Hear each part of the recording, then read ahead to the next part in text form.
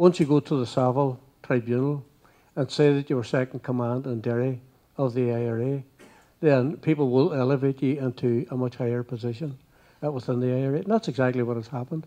The British media have had a field day with that. But no, the answer is no. I was not in any way involved whatsoever in the killing of Lord Mountbatten.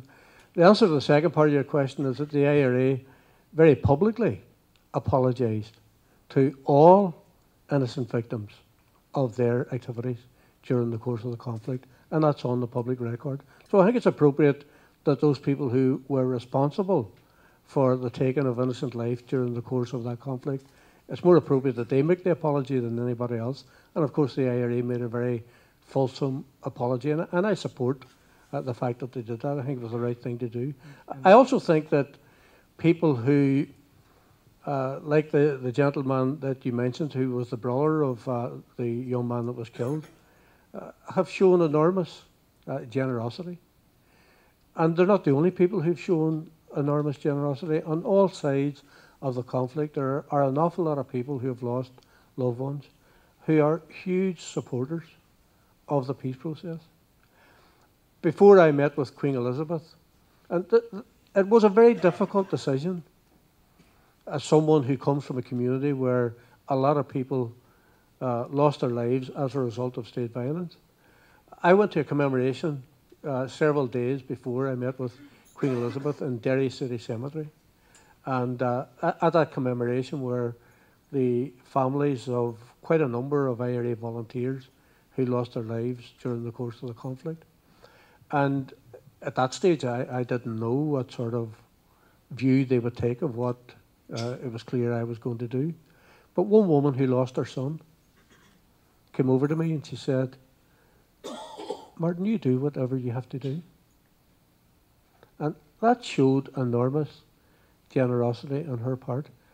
Others came over then and said the same thing. So enormous generosity has been shown on all sides. People are prepared to put their heads above the parapet. People are not going to forget the past, and I think it would be wrong for people to forget the past. We have to learn from the past if we're not to repeat the mistakes of the past ever again. But there is a danger that we can get into the whole business of what we described years ago as whataboutery.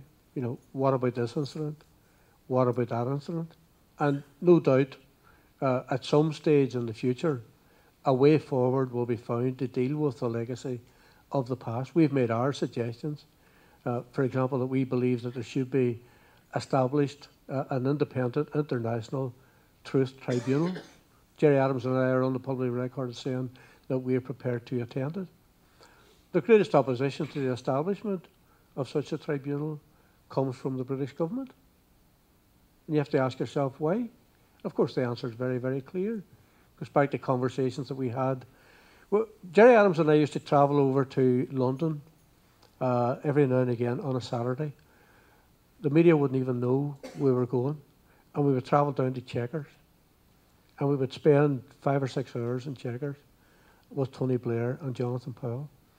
And Tony Blair freely admitted during the course of those conversations that particularly during the time of the Thatcher regime, that the British Army and military were involved in all sorts of activities that he totally and absolutely disapproved of. But, you know, I can sit here tonight and I can talk about all of the different things that the British Army were involved in. And somebody in the audience can stand up and say, you know, all the different things that the IRA were involved in. We need to find a way to have those conversations.